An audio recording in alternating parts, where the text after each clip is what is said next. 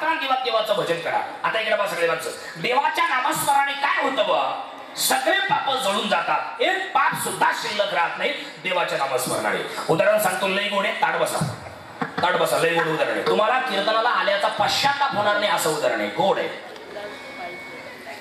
डुबेऱ्याच्या सरपंचाने ग्रामसभा घेतली. सरपंच आहे गेलं असं पुढे ते म्हणले असं, हे म्हणले नसं, बरं असं हाय असं समजू. हा ते आणि इकडे लक्ष द्या आणि बारा नाही का, नाही तर त्या पिन लावून त्यांना अर्धवट ऐकून येऊ दे मॅडम. त्यांनी उद्या सकाळी आहे का.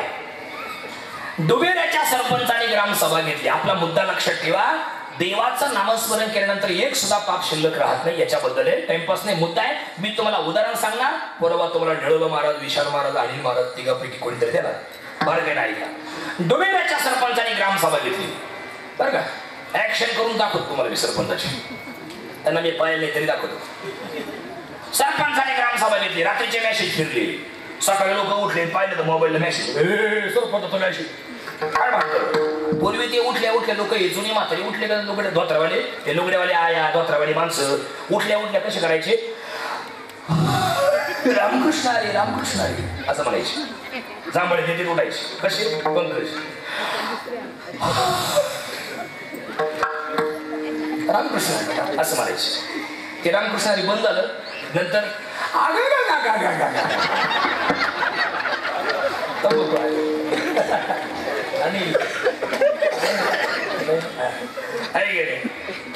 ते बंद झालं. आता उठले उठले मोबाईल. काय केलं तर डोळा तो उघडत नाही, डोळा दाखवलं तरी मोबाईल. काही गेले ते मोबाईल पाहायला सांगेल त्यांनी, लोकांनी सरपंचाचा मॅसेज काढून उठला. काय भानगड सरपंचाची सभा, एकाएकी काय भानगड सभा, काय सभा सरपंचाची, काय भानगड, काय अख्खा गाव सभेला आला.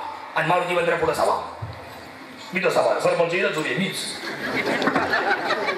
अख्खा गाव पुढे बसेल, अख्खं डुबेर गाव पुढे बसेल. पार पोरण पुरी बायान माणसं चिल्लेन पिल्लेन आखी आले सभेला. काय भानगड, एकाएकी ग्रामसभा, फक्त कुत्री मांजरीच घरी होती, आखी सभा आखी आले. सरपंच उभे राहिले. सगळ्यांचं लक्ष लागलं. आता सरपंच काय बोलणार, आता सरपंच काय बोलणार, आता सरपंच तोंडामधून काय वाक्य बाहेर पडणार, आता सरपंचांनी सभा कशाला घेतली आपल्याला कळणार. सरपंच उभे राहिले. सगळ्यांचं लक्ष लागलं. सगळे टुकमुक बघतोय नुसता असे पाहू लागले, आहे का नाही. अच्छा टाकमका बघू लागले सरपंचाकडे. सरपंच उभे आणि सरपंच म्हणले, ऐका ऐका सगळ्या बायांनो, माणसांनो, बंधू आणि भगिनींनो, सगळ्यांना ऐका. आता पावसाळा सुरू झालाय. आता इथून पुढे 4 महिने आपल्या शेतामध्ये कोणी काहीच पेरायचं नाही. एकजण मध्ये जोडलं. ते म्हणलं, मग सरपंच आम्ही काय खायचं, आदिवास आम्ही बाबू बदला खाली. दुसऱ्या उठला, मग सरपंच आम्ही काय करायचं, तुम्ही प्रत्येकाने आपापल्या शेतामध्ये गवत लावायचं. गवत लावायचं, सरपंचाचा आदेश दादा. अख्ख्या डुबेऱ्यात गवत, जिकडं पहा तिकडं गवतच गवत. अख्ख्या वावरात निळोबा महाराज गवत, पुढे पहा नुसतं गवतच गवत, पुढे पहा नुसतं गवत, नुसतं गवत. ते लोक या बाईची गवत. ते मकरंद अनासपुरे डुबेरवाडीला चालले होते डुबेऱ्यातून. ती म्हणले, हा बाबा हे गवत का, हे काय भानगड म्हटले, हा काय प्रकार. 4 महिने गेले मध्ये. सरपंचाची पुन्हा सभा. रात्रीचे मॅसेज फिरले. अख्खा गाव परत सभेला गोळा झाला. आता काय म्हणतो सरपंच, आता सरपंचाच्या डोक्यात काय आयडिया आहे. ऐकणे 4 महिने अख्खा गावात गवत गवत. आता सरपंचाचं काय म्हणणं आहे. सगळा समाज पुढे आला. सगळा समाज पुढे बसला. सरपंच पुन्हा उभे राहिले आणि एक जम्मतीच उठला. तो काय म्हणला, आता काय, आता ते गवत कापायचं, त्याच्या पेंड्या बांधायच्या आणि मारुती मंदिराच्या पुढे पटांगणात आणून टाकायच्या. मग दुसऱ्या म्हणलं, मग त्याचं काय करायचं, पियाट माणसं काय करायचं. म्हटले, मग आता किती गाडीच पेट्या लागतील, किती कोटी. सरपंच म्हणले, काय डोक्यावर आपले करू. म्हणले कसं आहे, अरे किती कोटी कशाला, केवढा मोठ्या गवताचा गंध असू दे आणि एका काडेशपेटीची एक गाडी असू दे, काही मिनिटात त्या गवताची राख करते की नाही. तसं तृण तृण तृण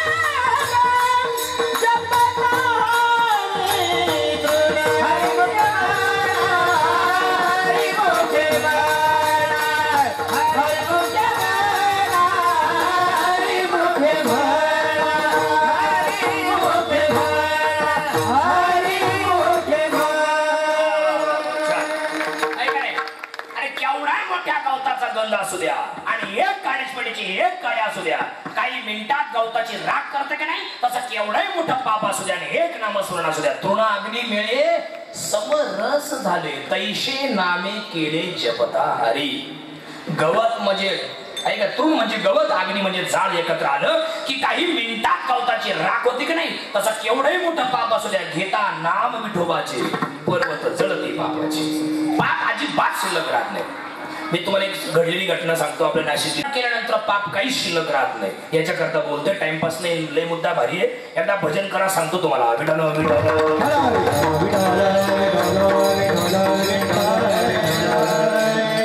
आपल्या नाशिक जिल्ह्यामध्ये, नीट ऐका बारकेनं, अर्धवट पुढे ऐकू नका.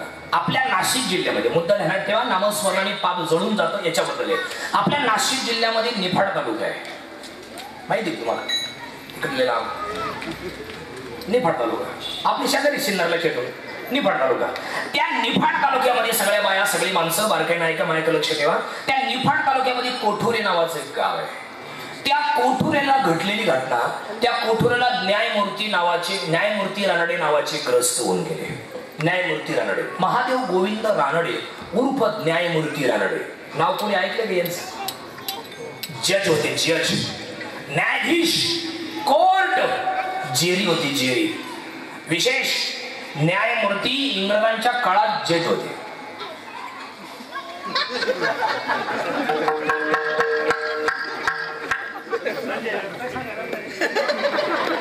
कोण आलं? ऐक इकडे बा, काय चालू आपलं तू सांग ना, तुला का लागलं आहे की लक्ष द्या, माहिती लक्ष द्या. हे पोरं जर मांडून घेणे तर मला देऊन टाका. ऐका इकडे बा, सगळा बोंबरलं उदाहरण. न्यायमूर्ती रानडे जज होते, जज, न्यायाधीश, कोर्ट. इंग्रजांच्या काळात न्यायमूर्ती रानडे जज होते. आणि शिवाय 4 अधिकारी इंग्रज होते आणि त्या 4चा बाप म्हणजे बॉस हे न्यायमूर्ती रानडे होते. ऐकून तुम्ही सगळे ऐका. तर त्या काळात त्यांना टीबी नावाचा आजार झाला होता. टीबी 1800 साली. तर ते नवीनच एक हॉस्पिटल उघडलं होतं पुण्यामध्ये. त्या हॉस्पिटलचं नाव आहे संचेती हॉस्पिटल. तर त्या संचेती हॉस्पिटलला न्यायमूर्ती रानडे गेले. थोडा त्रास होते म्हणून डॉक्टरला सांगितलं. डॉक्टरने त्यांना झोपवलं, चेक केलं, तपासलं आणि डॉक्टरने सांगितलं, न्यायमूर्ती माफ करा, क्षमा करा, तुम्ही लई मोठे जज आहे, मला लई भीती वाटते तुम्हाला काय झालंय सांगायला, पण मी डॉक्टर आहे म्हणून तुम्हाला सांगतो न्यायमूर्ती, तुम्हाला टीबी झालाय आणि हल्ली आपल्याकडे टीबीला उपचार नाहीये. त्या काळातली घटना सांगतोय. टीबीला आपल्याकडे उपचार नाही झाला. माझं मन मला सांगतंय, मी माझ्या ईश्वराची शपथ घेऊन सांगतोय, माझ्या धन्वंतरी मातेची शपथ घेऊन सांगतो, आजपर्यंत मी एक सुद्धा पुस्तक वैद्यकीय शास्त्रातला उलट पालट करायचं सोडलं नाही, म्हणजे अभ्यास करायचं सोडलं नाही. माझा अंदाज मला सांगतो न्यायमूर्ती, तुमचं आयुष्य फक्त 6 महिन्याचं उरलंय. तुम्ही घरी जा आणि तुमची बायको रमाबाई, तिच्या बरोबर तुमचं उरलेलं आयुष्य तुम्ही आनंदात घालवा. एवढा मोठा जज पण सर्व काळी चिरलं. आणि मी कोणाचं पाप केलं? मी कोणाचे लग्न मोडले? मी कोणाच्या लेकीबाईचा संसार मोडला? आणि फार कधीपर्यंत जर कोणी आला असेल तर मी ती मिटवण्याचा प्रयत्न केला, तडजोड केली आणि दोघांचा संसार सुखाचा करून दिला. आणि तरी मला टीबी का व्हावा? बरं झाला का झाला? त्याला उपचार नाहीये? काय भानगड? असं मी काय पाप केलं? काय मी असा गुन्हा केला? वाईट वाटलं त्यांना. न्यायमूर्ती घरी निघून आले. माझ्या लक्ष ठेवा, न्यायमूर्ती घरी निघून आले. विशेष दुबेरेकर मंडळी, न्यायमूर्ती रानडे रोज ज्ञानेश्वरी वाचायचे. काय वाचायचे? ज्ञानेश्वरी वाचायचे. नीट ऐका तुम्ही सगळे. न्यायमूर्ती रोज ज्ञानेश्वरी वाचायचे आणि ज्ञानेश्वरी वाचता वाचता 9व्या अध्यायातला, किती महाराज, 9व्या अध्यायातला 14वा श्लोक त्यांच्या वाचनात गेला.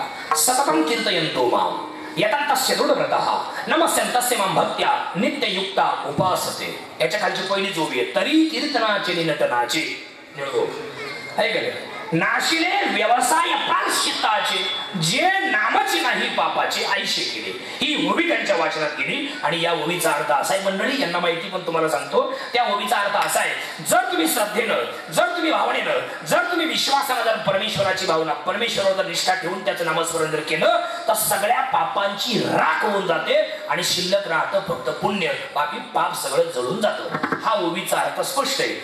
हा त्यांना कळाला. त्यांनी लगेच ज्ञानेश्वरी झाकून उभे राहिले. नीट ऐका, लय गोड आहे. तुमच्या इथं घुसच डायरेक्ट हृदयात.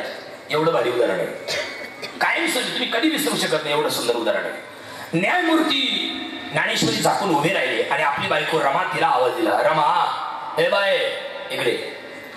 जी मालक, तुला काही सांगायचंय बाळा? हा सांगा. इतक्या वर्षापासून आपण दोघं जण एकत्र बाई. बरं मग इतक्या वर्षापासून आपण दोघं एकत्र संसार करतोय बाळा. जर आजपर्यंत माझ्याकडून एखादा शब्द सुटला असेल आणि तुझ्या मनाला लागला असेल बाई, तर खरंच मला क्षमा कर, माफ कर. रोज सकाळी उठून जायचो कोर्टात, संध्याकाळी उशिरा घरी यायचो. कधी कधी कोर्टात भांडणं झालेली असायची. तो सगळा राग मी बायको या नात्यानं तुझ्यावरती काढायचो बाळा. जर तुझं कधी मन चिरलं असेल, मन तुटलं असेल, मन कापलं असेल बाळा, तर खरंच मला उदात्त अंतःकरणाने मला खरंच माफ कर बाई. अहो तुम्हाला झालंय काय आज? या काही तुम्ही असं का बोलताय? इतक्या वर्ष तुम्हाला असं काही बोलले, आता आज काय झालं तुम्हाला तेच सांगतो रमा. त्याकरताच बोलवले. बस खाली बस.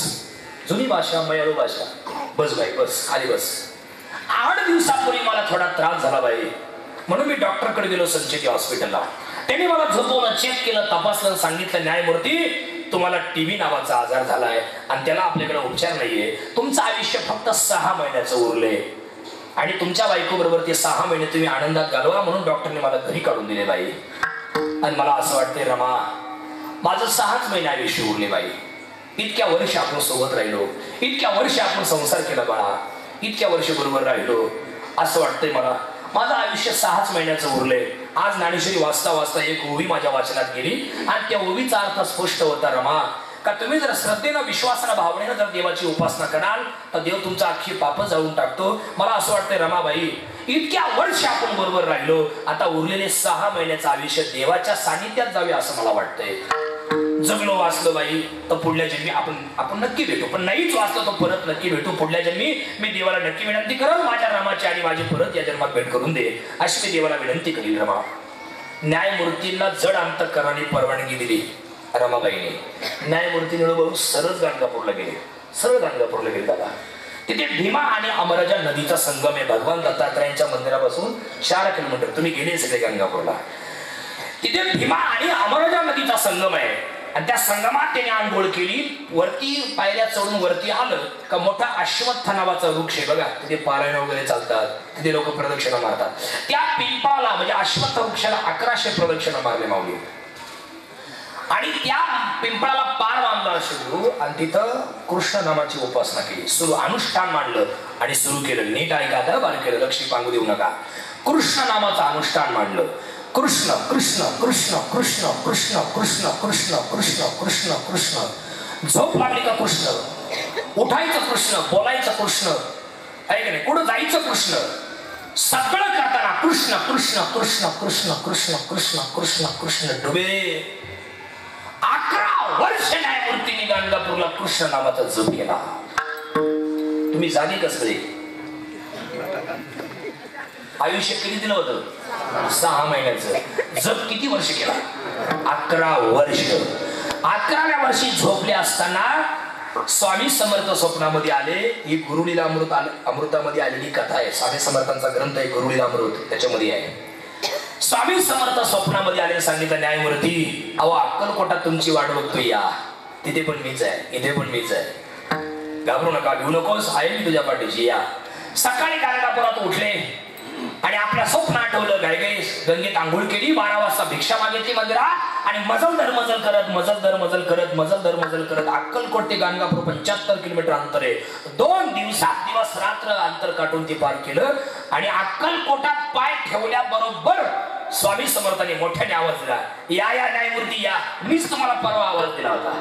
लय आनंद झाला, ओळख पटली, हे तर दत्तात्रयच आहे. स्वामी समर्थ दत्तात्रय एकच मला बरं झालं कळलं आहे का नाही. तिथे 4 वर्ष स्वामींची सेवा केली. 11 4 आयुष्य किती दिलं होतं? एकच राव. 6 महिन्याचं जगली किती वर्ष? 15 वर्ष. 15व्या वर्षी 1 दिवसची घटना. दत्त जयंतीचा उत्सव जवळ आला होता. आता पण आलाय 14 तारखेला. दत्त जयंतीचा उत्सव जवळ आला होता. सांगितलं ना स्वामी मला गाणगापूरला जावं वाटतंय, परत एकदा अनुष्ठान करावं वाटतंय. अहो तुम्हाला गाणगापूरला जायची गरज नाही न्यायमूर्ती, इथेच गाणगापूर आहे.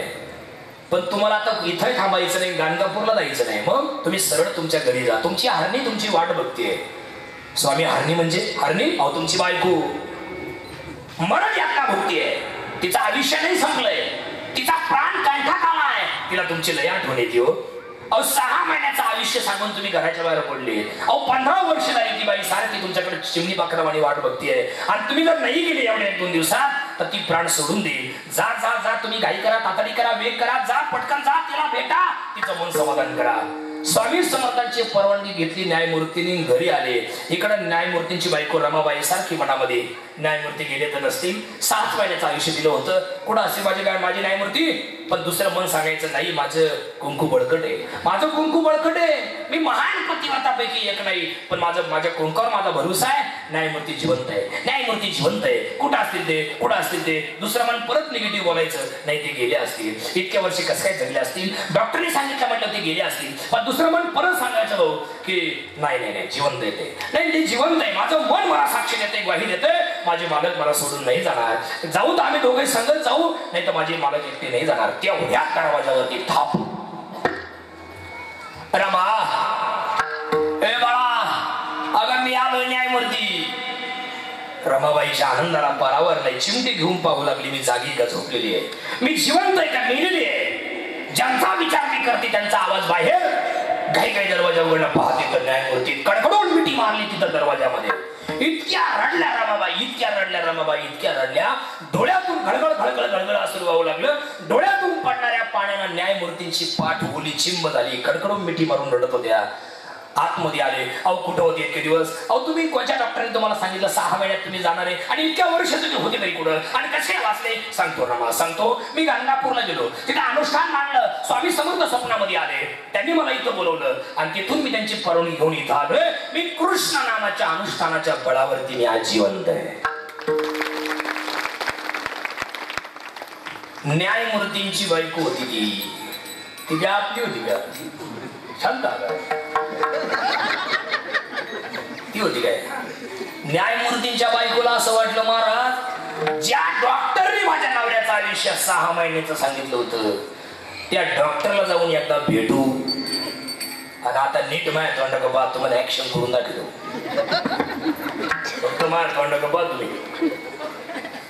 न्यायमूर्तींना घेऊन जेव्हा रमाबाई संचेती हॉस्पिटलला आल्या पुण्यामध्ये, आता ते लई मोठं हॉस्पिटल आहे पुण्यात, नाबार्डच्या पुढे उजव्या हाताला भलं मोठं हॉस्पिटल आहे. तिथं जेव्हा आल्या, डॉक्टर ते कानात घालू ते तपासत असत टेटस्कोप एखादं पेशंट, आणि रमाबाईनं मोठ्याने आवाज दिला, डॉक्टर न्यायमूर्ती तुम्हाला भेटायला आले.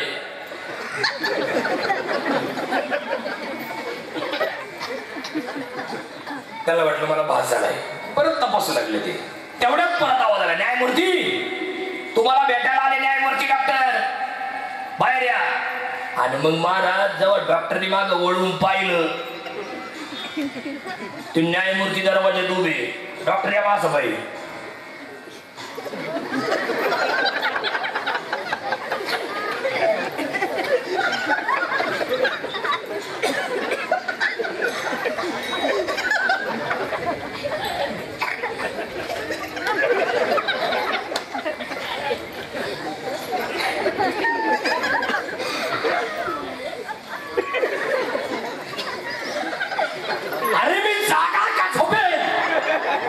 जिवंत आहे का मेलेला आहे? न्यायमूर्ती रमाबाई, मी माझ्या ईश्वराची शपथ घेऊन सांगतो, मी माझ्या धन्वंतरी मातेची शपथ घेऊन सांगतो, न्यायमूर्ती खरंच तुमचं आयुष्य 6 महिने उरलं होतं. मी एक सुद्धा पुस्तक उलट पालट करायचं सोडलं नाही न्यायमूर्ती. तुमचं माझा अंदाज कधी आजपर्यंत फेल गेला नाही न्यायमूर्ती. डॉक्टर रडू लागले. न्यायमूर्ती खरंच तुमचं आयुष्य 6 महिन्याचं उरलं होतं, तुम्ही इतक्या वर्षात जगले कसं काय? तेव्हा न्यायमूर्ती म्हणजे डॉक्टर कृष्ण विष्णू हरी गोविंद या नामाचे निखळ प्रबंध, माझी आत्मचर्चा विशद उदंड गाती, मी जगलोय ते फक्त कृष्ण नामाच्या बळावरती, बाकी दुसरं काही नाही. परत झोपवलं, चेक केलं, तपासलं. मग तर डॉक्टर, माणसं मेल्यावर कसे रडतात लोक, तसा डॉक्टर रडू लागला. डॉक्टर काय म्हणलं माहिती का? न्यायमूर्ती मी माझ्या ईश्वराची शपथ घेऊन सांगतो, परत माझ्या धन्वंतरी मातेची शपथ घेऊन सांगतो, खरंच तुम्ही धन्य आहात. तुमचं आयुष्य खरंच 6 महिने उरलं होतं, पण माऊली जिथं आमचं विज्ञान संपतं तिथून पुढे तुमचं अध्यात्म सुरू होतं. तुम्ही घरी जा, अजून तुम्ही 18 वर्ष जगा. ही ताकद फक्त नामस्मरणाची. जळतील पापे जन्मांतरीची. किंवा घेता नाम विठोबाचे पर्व धुळती पापाचे, रात्रंदिवस देवाची उपासना केली म्हणून न्यायमूर्तींचं आयुष्य वाढलं, काळावर त्यांनी सत्ता गाजवली. नाम एकनाथ महाराज म्हटले असेच भक्त देवाला आवडतात, याच्यापेक्षा देवाला दुसरं कोणीच आवडत नाही. अजून कोण आवडते याचं उत्तर पुढे आहे. तुळशी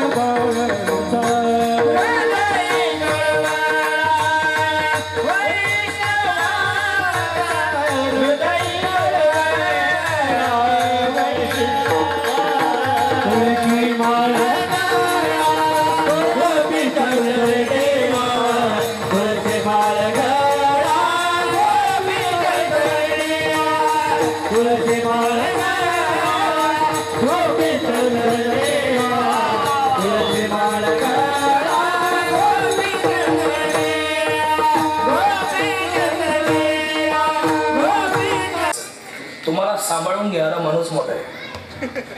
आणि या जगातला मोठा माणूस तोच असतो जो स्वतः मोठा असून लहान लोकांना बरोबर घेऊन जातो, तो सगळ्यात मोठा. ऐका, तुळशी माळ गळा गोपी चंदन जळा, हृदय कळवळा वैष्णवांचा. गळ्यात तुळशीची माळ घालणारी माणसं देवाला आवडतात. का आवडतात? पटकन ऐका एका मिनिटात. महिलांसाठी लई गोड उदाहरण आहे, त्यांच्या करतात नाही, तुमच्या करता आहे. माळ एकटं घालायचीच नाही आणि घातल्यानंतर परत काढायची नाही. कोरोनाच्या काळात काय काही माळी काढल्या आणि ढवळे गुलाबजाम चालू घेतले, घेतली की नाही. एक तर मलाच म्हणला सागर खाऊन पण लई मोठे म्हणलं कान पडला का पैसे मागलो आहे का नाही. नका मांडू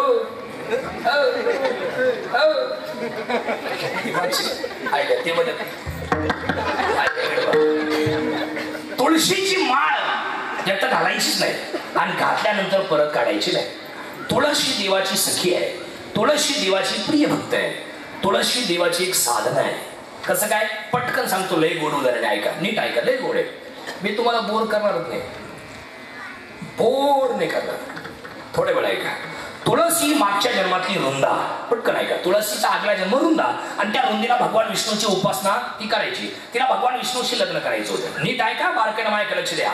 मी तुम्हाला प्रश्न विचारेल, एवढ्या माणसामध्ये आपण नका करू. ऐका इकडे बा. तुळशी मागल्या जन्मातली रुंदा आणि त्या ती रुंदा भगवान महाविष्णूची उपासक होती आणि तिला भगवान विष्णूशी लग्न करायचं होतं. म्हणून तिनं काय केलं, नारदांना बोलवलं. नारदा इकडे या, मला भगवान विष्णूशी लग्न करायचं, मी काय करू? नारद म्हणले, तू आंघोळ केली का? त्याचीच मेकअप करून आली, काय बोलती तू? म्हणले, तुला 16,108 बायका तू चालली परत लग्न करला, या जन्माशी केलाय. रुंद म्हणले, नारदा चिपळेवाल्या सांग ना मला काय करू? पुढचं बोलून राहिलंय. ते म्हणले, बाय जा तिकडे जा, अरण्यात जा, तपश्चर्या कर, त्याची आराधना कर, त्याला प्रसन्न कर, तुझं घराणं देवाला सांग जा. रुंदा अरण्यात आली. नीट ऐका बरं का. रुंदा अरण्यात आली, ती भगवान विष्णूची उपासना करते. पण एक वाक्य मध्ये घालतो, एखादी गोष्ट तुमच्या नशिबात सतीनं लिहिलेली असेल तर जास्त प्रयत्न करायची गरज नाही, सहजासहजी प्राप्त होते. थोडा प्रयत्न केला की. पण एखादी गोष्ट तुमच्या नशिबात सतीनं लिहिलेलीच नसेल तर तुम्ही किती प्रयत्न करा, ती गोष्ट मिळणारच नाही तुम्हाला. तसं या जन्मात रुंदेला भगवान विष्णू मिळणारच नव्हते. म्हणून ती ध्यान करायची विष्णूचं आणि समोर यायचं गणपती बाप्पा. ते गणपती बाप्पा प्रसन्न झाले. विचारलं काय व्हायच काय? म्हणले काय नाही, मला तुमच्याशी लग्न करायचे. गणपती म्हणले क्या बोलती तू? तुला कळतं का? म्हटले मला दोन बायका, एक रिद्धी आणि सिद्धी. त्या कुठं नेऊन सोडू? त्यांच्या मायाला नेऊन सोडू का? आधी सासऱ्याचं मा भांडण राहिले कुठं जाऊ? आहे का नाही? या जन्मा शक्य नाही. रुंदा म्हटली बाप्पा मी लग्न करीन तर तुमच्याशीच करीन. हे तेव्हा बसून आहे पंकज, मी लग्न करीन तर तुमच्याशीच करीन. मी लग्न करीन तर तुमच्याशीच करीन. गणपतीला असा राग आला 8:30 वाजता. बरोबर ना? असा राग आला. गणपती म्हणले बाय मला जेवायचं स्वयंपाक तयारी पटकनावर. ते म्हणले मी लग्न करीन तर तुमच्याशीच करीन. गणपतीला असा राग आला. गणपती म्हणले तू किती प्रयत्न केला तरी या जन्मात मी तुला माझी बायको म्हणून स्वीकारणार नाही. तुला माझा शाप आहे. तुझं शरीर कामानं झालंय. तुझं शरीर राक्षसी वृत्तीनं भरलेलं आहे. तुला माझा शाप आहे रुंदे, तुला राक्षस नवरा मिळेल. परिणाम रुंदेला जालंधर नावाच्या राक्षसाशी लग्न करावं लागलं. जालंधर हा राक्षस होता आणि रुंदा ही महान पतिव्रता होती. त्या राक्षसाने हिच्या पातिव्रत्याचा फायदा घ्यायचा ठरवला. काय केलं त्यांनी? तिच्या पातिव्रत्याच्या बळावरती पाताळ लोक जिंकला, मृत्यू लोक जिंकला आणि स्वर्गावर चाल करून गेला. सगळे देवी देवता घाबरले. आता काय करायचं? सगळे भगवान महाविष्णूकडे गेले. देवा वाचवा, देवा वाचवा. देव म्हणजे माझ्याकडे येऊ नका, तुम्ही तुमचं युद्ध चालू ठेवा, याचं काय करायचं मी पाहतो. भगवंताने त्यांचं युद्ध चालूच ठेवलं. भगवान विष्णूने केलं काय? डुप्लिकेट जालंधराचं रूप घेतलं. डमी, शेम टू शेम, शेम टू शेम. ते लक्ष्मीकांत बेर्डेचं एक पिक्चर होऊन गेला बा, शेम टू शेम. मी तिथे गेलो तुम्हाला ते लोकेशन पाहिलं ओमरजला, जुन्नर तालुक्यात. अख्खा पिक्चर त्या गावाला गेले. मी जुने चित्रपट पाहतो आजही, कीर्तनकार असून पाहतो. जुने चित्रपट योग्य दिशा देणारी होती. ते आता होते काय संध्या परात मिलाई जोरात. जुने चित्रपट नक्की पाहत चला, त्याच्यातून योग्य दिशा मिळते माणसांना. ऐका नाही, शेम टू शेम रूप घेतलं भगवान विष्णूनी जालंधराचं. आणि आला रुंदेकडे. रुंदे चाल स्वर्गावरती पाताळ जिंकून आलोय. आता आपलंच राज्य, आता आपण बॉस. हे आपले दास, आपण बॉस. चला त्यानं ओळखला. रुंदेला खरं वाटलं ना, तिला वाटलं माझा नवरा आहे. साधूशी न कळेल दुर्जनाची बुद्धी. साधूला सगळ्या जगाचं मन कळतं निळगो, पण दुर्जनाच्या मनात काय चाललंय अजिबात कळत नाही. तिला सगळं कळतं पण दुर्जनाच्या मनात काय चाललं माऊली तिला अजिबात कळत नाही. तिला वाटलं माझा नवरा आहे की आलं ना आरती हो नीट पहा आता माझ्या हाताकडे तुम्हाला ऍक्शन करून गेलो. रुंदा आरती वळता वळू लागली भगवंताला. तिला असं वाटलं माझा नवरा आहे. ते सेमच रूप होतं, ते काहीच फरक नव्हता. ती आरती वळू लागली. भगवंताने काय केलं? फक्त तिच्या हाताला असा स्पर्श केला, असा हळवा स्पर्श केला. परपुरुषाचा स्पर्श झाल्याबरोबर रुंदेचं पातिव्रत्य जागेवर नष्ट झालं आणि वरती युद्धात जालंधर मारला गेला. आणि जालंधर मेला आपला नवरा हे जेव्हा सतीला रुंदेला कळालं तेव्हा रुंदा सती गेली. तिनं त्या प्रेतावर उडी मारली. दोघांची राख एकत्र झाली आणि काही दिवसातून त्या राखीतून एक रोपट वरती आलं. तिचं नाव तुळस. भगवान गेले, महाराज भगवान गेले, ते रोपट उपटलं आणि वैकुंठात घेऊन गेले. तो दिवस होता कार्तिक शुद्ध द्वादशी, गेलेली 13 तारीख नोव्हेंबरची. कार्तिक शुद्ध द्वादशी, कार्तिक महिना शुद्ध द्वादशीचा दिवस. सांगितलं तुळशी काय आठवतं का? नाही ना, थांब थांब. असं डोक्यावर हात ठेवला भगवंतान तिच्या. तिला मागले जन्मात आठव देवा मी तरुण ना आणि मला तर तुमच्याशी लग्न करायचं. म्हणजे झालं नाही. म्हणजे का बरं? तुझं पुण्य कमी पडलं बाई, पण या जन्मात तुझं पुण्य सुरुवातीलाच फळाला आलंय म्हणून मी तुझ्याशी आज लग्न करतोय. बाय तुझी मागल्या जन्मात इच्छा होती ना माझ्याशी लग्न करायची, झालं नाही. पण या जन्मात सुरुवातीला तुझं पुण्य फळफळलंय म्हणून तुझ्याशी मी लग्न करतोय. पण ऐक बाळा, मी तुला 3 वर देणार आहे आज. पहिला वर, ज्या बाया तुला रोज 1-11 प्रदक्षिणा श्रद्धेनं घालतील त्यांचा नवरा मालक दीर्घायुषी होईल. त्याला अकस्मात मृत्यू येणार नाही. आणि जर त्याचं काही बरं वाईट होणार असेल त्याला जबाबदार मी असेल.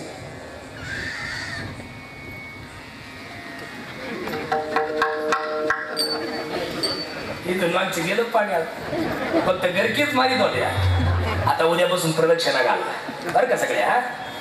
मीच म्हणतो हा अर्पण करायचं पाणी तिथंच प्रदक्षिणा घालायची, लगेच मग घरात प्रवेश करायचा. ऐका नाही ऐका. दुसरा वर दिला तुळशी, जे तुला गळ्यात धारण करतील श्रद्धेनं विश्वासानं भावनेनं त्यांच्या दिवस रात आणि मागे आणि पुढे वर असेल त्यांना काळ हात लावू शकत नाही. त्यांना न्यायला मिळेल.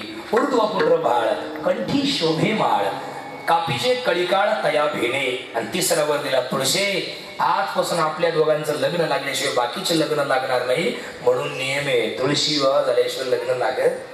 तो नियम आता मोडला. कोरोनापासून कवाय लागत आहे. यावर्षी ऑगस्ट मध्ये लग्न होती फार. मला निमंत्रण होतं पण मी नाही गेलो म्हणलं. तरी आपण गेलो पाठवलं गेलो घ्यावं असं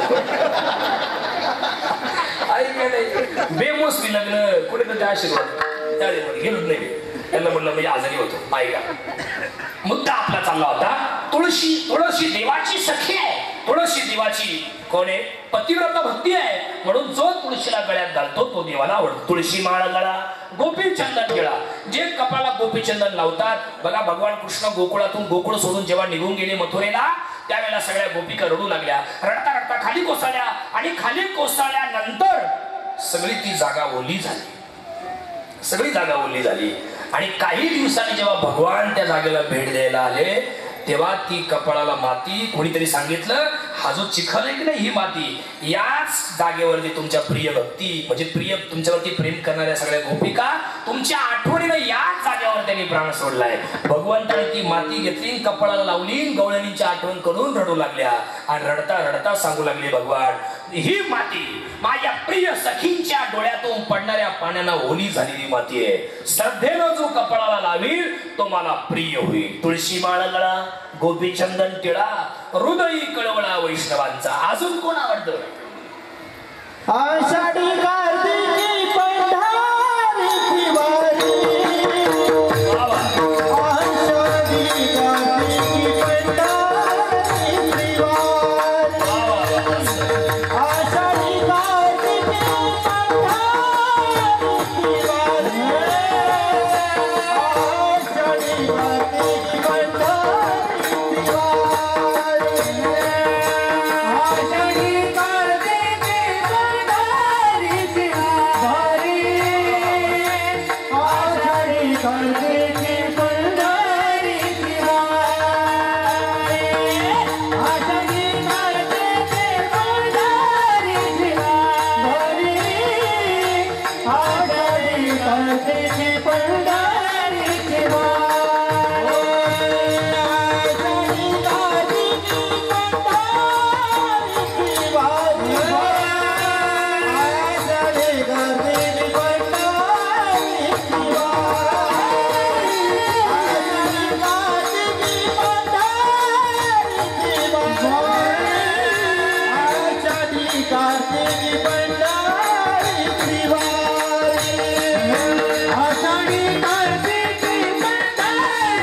वारी.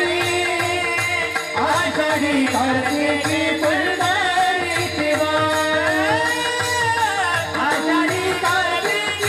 पंढरीची वारी. आषाढी कार्तिकी पंढरीची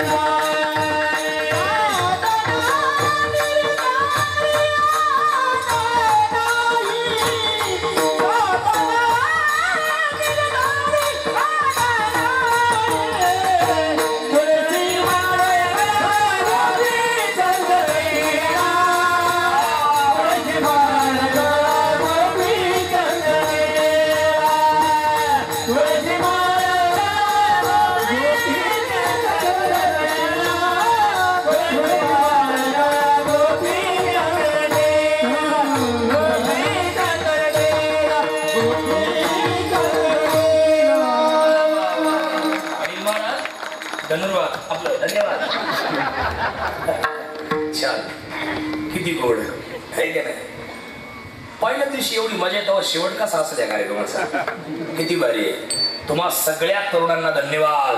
का सगळे त्यांच्याकडनं काळ्या वाजव जरा ज्यांनी हा सप्ताह घडवून आणलाय संपूर्ण गावानी आणि त्यांना योगदान तरुणांचं आहे आणि आशीर्वाद आदरणीय प्रकाश भाऊ आदरणीय राजा भाऊजी या सर्वांचे आहेत आणि संपूर्ण जुन्या मंडळींचे आहेत. त्या जुन्या लोकांसाठी पण एकदा टाळ्या वाजवा.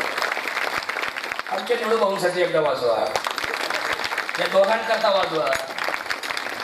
सागर दादासाठी वाजवा.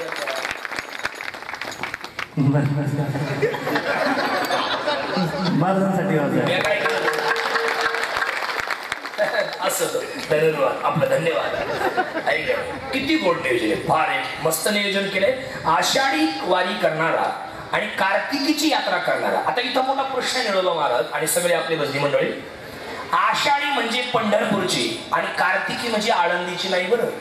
आषाढी सुद्धा पंढरपूरची आणि कार्तिकी सुद्धा पंढरपूरची. तुकाराम महाराजाकडे काही म्हणते की नाही आषाढी कार्तिकी विसरू नका मज आहे का नाही. तसं आषाढी सुद्धा आणि कार्तिकी सुद्धा पंढरपूरची जो वारी करतो एकनाथ महाराज म्हणले तो देवाला प्रिय होतो अशा अर्थाचं चिंतन आहे. एकदा मोठ्या प्रेमाने भजन करा. विठोबा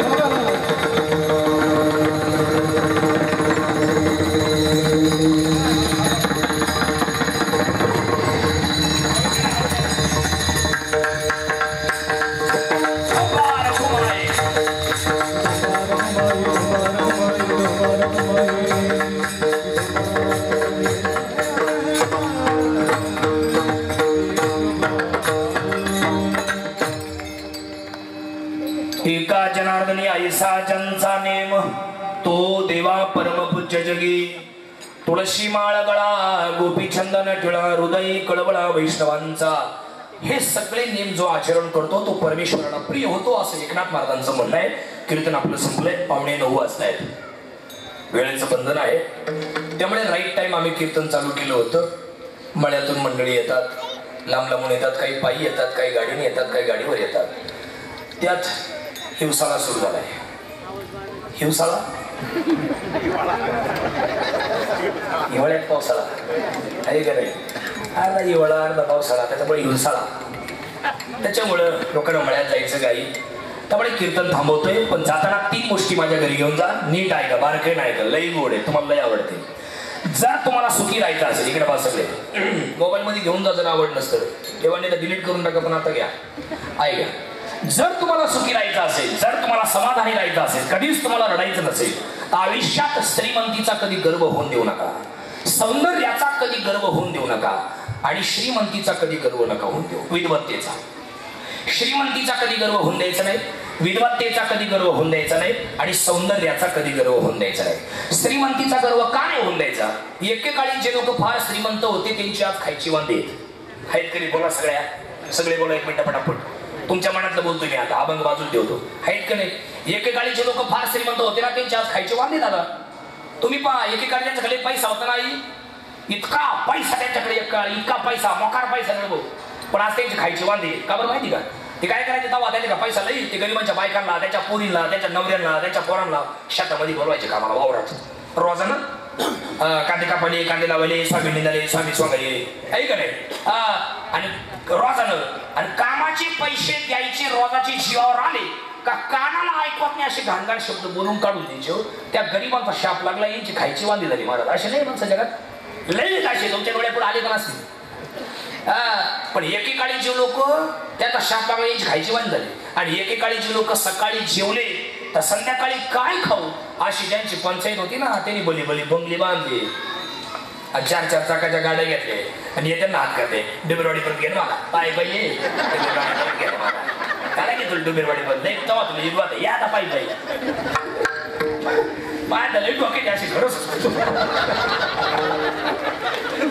मी अशी दिसते ना तुम्हालाही सांगून होतो सगळे गाड्या आले सगळ्यांच्या गाड्या आता तुम्ही सुद्धा स्कूटे बेटा असतील तुमच्याकडे स्कूटे बेटाने पोरी सुद्धा कॉलेज जाणार तुमच्या पप्पाला छळणारी एकेकाळी तुमच्या नवऱ्याला छळणारी एकेकाळी तुम्हाला छळणारी एकेकाळी अशी दिसले का पायी पायी याच्यापाशी घेऊन गाडी उभी करायची तुम्ही सुद्धा दादा हा मग काय जुना काळ आहेत ना अशी दिसले का पायी पायी यांच्यापाशी गाडी उभी करायची गाडी बंद नाही करायची गाडी चालूच ठेवायची आणि त्याच्या पहिला म्हणायचं का हो आज पाय पाय चालले गुरमीत म्हणायचे गुरमीत का हो पाय पाय चालले तो म्हटलं घेऊ दे पाय पाय या मला टाईम झाला अशी जोरात गाडी काढायची आखी धूळ त्याच्या शर्टावर गेली पाहिजे अख्खा शर्ट काळा करत झाला पाहिजे असं का करायचं त्याला दाखवून न्यायचं एक काळ तुमचा होता आता आमचा आला वेळ येते प्रत्येकाची हवा प्रत्येकाची होते संधी प्रत्येकाला मिळते दिवस प्रत्येकाचे बदलतात कधीच कोणाला कमी समजायचं नाही पुन्हा वेळ येते प्रत्येकाची फक्त वेळ येऊ द्यावी लागते काय बोललो मी वेळ प्रत्येकाची येते डुबेरे सगळ्या बाया ताया काख्या मावश्या आत्या भाऊ वेळ प्रत्येकाची येते काय फडणवीस फोन आला मला वाटतं ना फोन आला काय वेळ प्रत्येकाची येते फक्त वेळ येऊ द्यावी लागते नाही कळलं तुम्हाला माझी उलटी पालटी इकडे पटकन सांगतो आपल्या डोबेऱ्याची एखादी मुलगी तिने जास्त आडनाव काय वाजी आपल्या डोबेऱ्याची वाजांची एखादी पोरगी उदाहरण चाललंय नाही तर म्हणजे कोणाच्या घरची होती आपल्या डोबेऱ्याच्या वाजांची एखादी पोरगी 22 वर्षाची झाली आणि तिच्या वडिलांना असं वाटलं इतक्या वर्षापासून आपल्या मुलीचं शिक्षण चालू होतं त्याच्या शिक्षणामुळे तिचं वय लग्न लांबलं आता लग्नाच्या वयात आलेली आहे आता तिचे एक्झाम मध्ये पेपर झालेलेच आहे आता लग्नाच्याच वयात आहे आता डिसेंबरही सुरू झालाय आता एखादा चांगला मुलगा तिला शोधू दोघं एकमेकांना सांभाळून घेतील जीव लावतील एखाद्या मिरची वाकर कोयना पण सुखात खातील असा एखादा चांगला मुलगा शोधू आणि दोघांचं लग्न लावून देऊ जानेवारी म्हणून त्या पोरीच्या वडिलांनी 2024च्या डिसेंबरला त्या पोरीसाठी मुलं पाहायला सुरुवात केली पण इकडे पहा तिच्या नशिबात सट्टीनं जर असं लिहिलं असेल का त्या मुलीचं लग्न 2025च्या मार्च महिन्यात होणार आहे त्या पोरीच्या वडिलांनी डिसेंबर मध्ये पोरं किती पोरं भाऊ द्या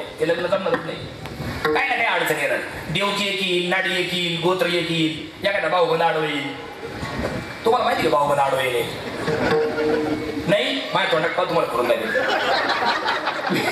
मी चुकून कीर्तनकार व्हायला तू मला ऍक्टर व्हायचं त्याच्यामुळे मी आता इथं प्रॅक्टिस करतो तुम्हाला ऍक्शन करून नाही तिकडे बघ समजा वाजांच्या पुरीला पाहायला पाहुणे आले भाऊबंद आडवायनी म्हणजे काय माझ्या तोंडात ऍक्शन पोरीला पाहायला पाहुणे आले पाहुण्यांनी पोरगी पाडली जेवण झालं आणि लोक शेवटचा चहा झाला आणि पाहुणे परत परतीच्या प्रवासाला त्यांच्याकडे निघाले तेवढ्यात पाहुणे बाहेर गावाच्या निघाले आणि त्याच पोरीच्या वाड्यातला वाजांचाच एक जण त्या पाहुण्यांना पुढे भेटला आणि कसा करतो नमस्कार माझ्या तोंडात नमस्कार कुठले बियागाडी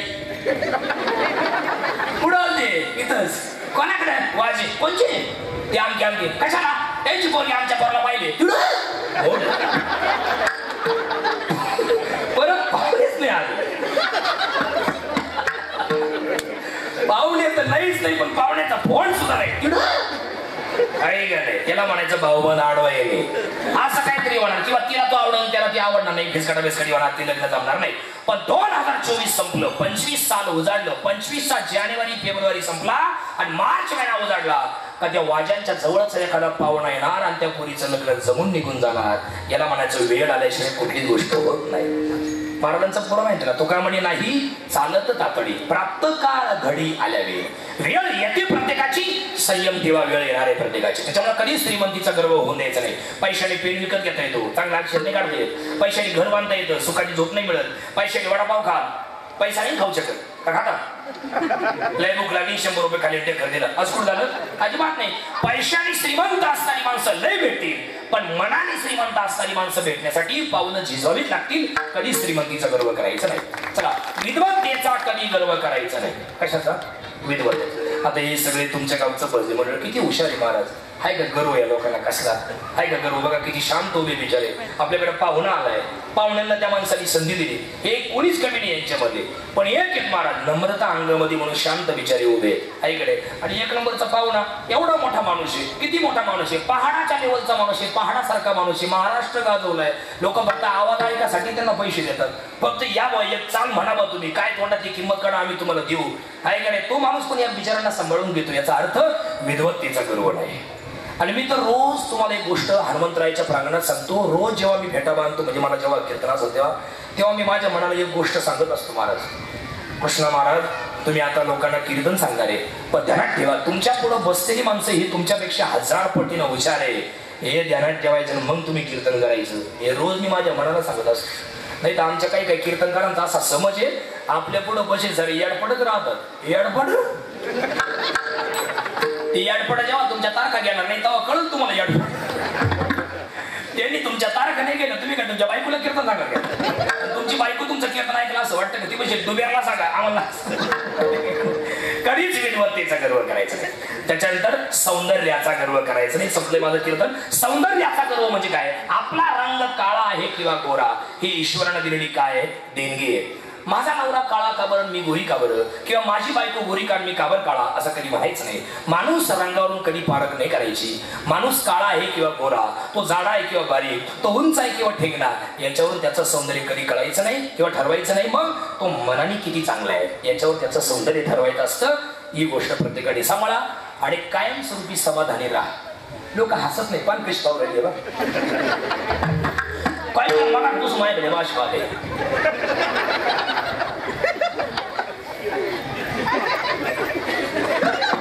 हा ना, मगच पासून एका नाना सापडा चालू आहे.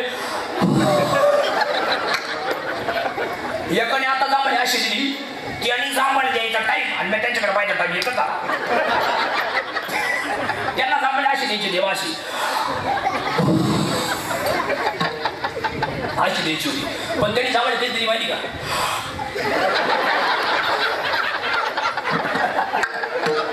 हसा ना काय काय एवढी हसू राहिली तरी काय काय भाषी. आणि हातात गेला मग असाच आहेच फक्त आम्ही लावेल नदीमध्ये माणसं असंच एक पात्र माझ्या पुढे खांबाला पाठ लावून बसेल होतं कीर्तनात. आणि मी काय म्हणलं का माझ्याकडे पाहिजे असं करायचं.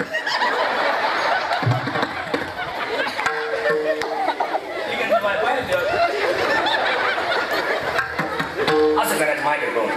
आणि माझं लक्ष गेलं, म्हणलं किती हुशार आहे, या सगळं कीर्तन त्यांच्याकडे पाहून केलं. आणि मी काही म्हणलं का दणका चालू. कीर्तन संपलं, जबाबदार म्हणलं त्या बाबाला बोलाव कुठले ते म्हणजे आमचाच गावतोय तो बाहेर आहे.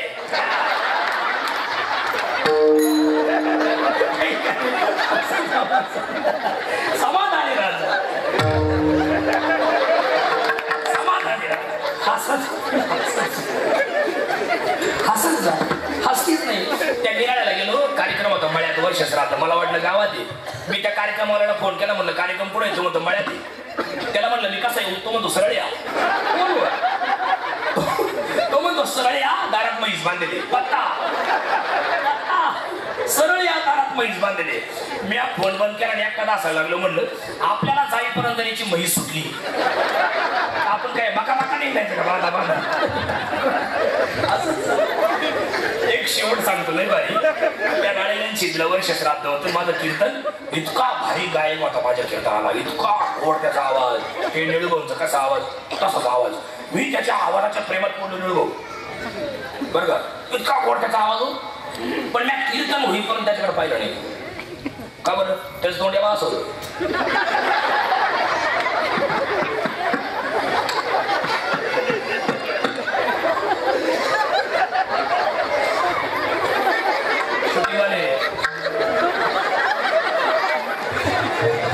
चुकून लक्ष गेलं माझं या त्यांच्याकडे चुकून तो माझ्या बघून कसा करतो आणि कीर्तन संपलं माझ्याकडे मला म्हणतो येऊ का येऊ म्हणलं ठीक आहे येऊ का येऊ मला आलता तू त्यामुळे कीर्तन येऊ का येऊ हसत जाऊ माणसाने समाधान आमच्या सोनगावचे 2-4 जण नर्मदा परिक्रमेला गेली त्यांना मी लई फोन लावला पण त्यांचा फोनच नाही लागला पण ते तिकून आले आणि त्यांचाच मला फोन आला आम्ही आलो त्यांना म्हणलं तुम्हाला लई फोन केले पण तुमचा फोनच नाही लागला त्यातलं एक लोकांनी मला म्हणतो आम्ही आवरेज मध्ये होतो आवरेज म्हण ना आवरेज हसतचा समाधानी राजा कायम हसत समाधानी काहींचे नाव समाधान चार काय माड्या आमच्या गावात एका बराचं नाव प्रफुल्ल आहे तो काय असं प्रफुल्ल असतो समाधानी राजा हसत जा आयुष्यभर देवाला प्रिय व्हा ज्ञानेश्वर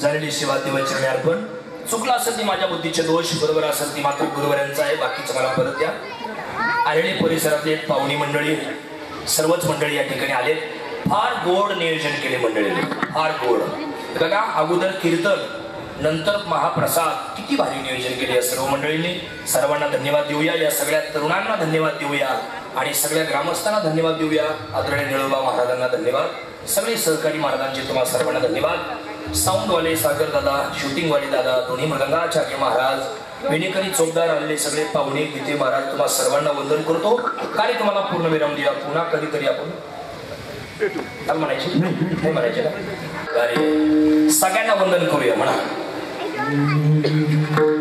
जय